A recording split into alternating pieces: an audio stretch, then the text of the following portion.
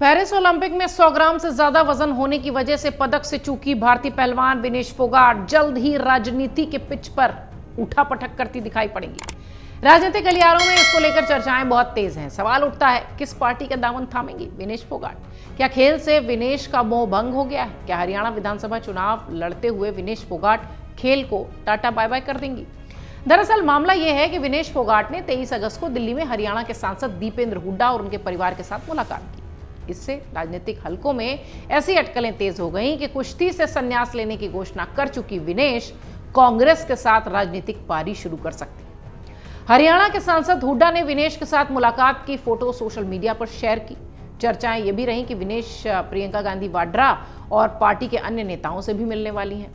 खिलाड़ियों के धरने के दौरान वो उनसे मिली थी, आपको याद होगा। वैसे स्वदेश लौटने के बाद विनेश फोगाट लगातार हुड्डा परिवार के संपर्क में है। ये उनकी तीसरी मुलाकात है। बताया ये भी गया कि इसके बाद प्रियंका गांधी वाड्रा से विनेश मुलाकात करेंगी। पेरिस ओलंपिक में उम्दा प्रदर्शन के बाद प्रियंका ने सोशल मीडिया पर उनको बधाई दी थी और विनेश से मिलने की इच्छा जताई थी।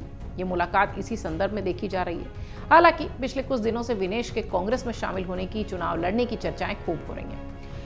इस बारे में फिलहाल विनेश या उनके परिवार की ओर से कोई प्रतिक्रिया नहीं आई है। मुलाकातों के बाद हुड्डा ने मीडिया से बातचीत भी की और भूपेंद्र सिंह हुड्डा से जब ये पूछा गया कि क्या विनेश फोगाट कांग्रेस ज्वाइन कर रही हैं, तो उन्होंने कहा कि ये एक काल्पनिक सवाल है।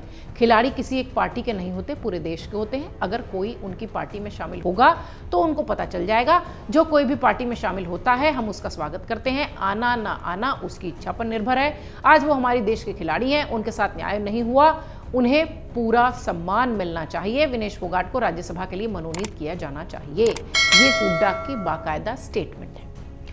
कांग्रेस के नेता हुड्डा ने एक बार फिर विनेश फोगाट को स्वर्ण पदक विजेता का सम्मान दिए जाने की मांग की। उन्होंने कहा कि मैंने पहले ही कहा था कि विनेश को वही सम्मान दिया जाना चाहिए जो कि स्वर्ण पदक विजेता को दिया जाता है। उन्हें वो सम्मान नहीं दिया गया। सरकार ने उनके लिए रजत पदक की सम्मान की घोषणा की, जो कि ठीक नहीं है।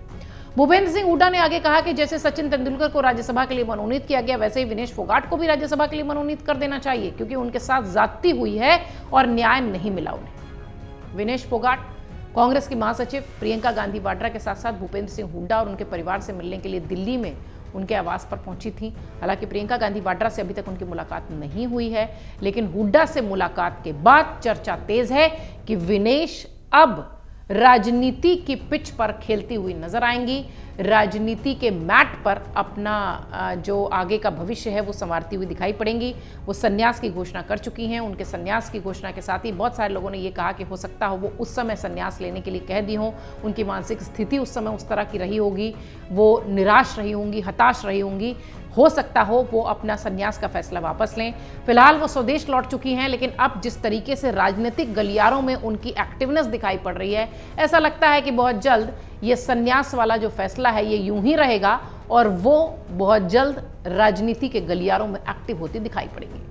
अगर आप ये वीडियो YouTube पर देख रहे हैं तो हमारे चैनल को सब्सक्राइब करें और बेल आइकन को दबाना ना भूलें। अगर आप Facebook पर ये वीडियो देख रहे हैं तो हमारे पेज को लाइक करें।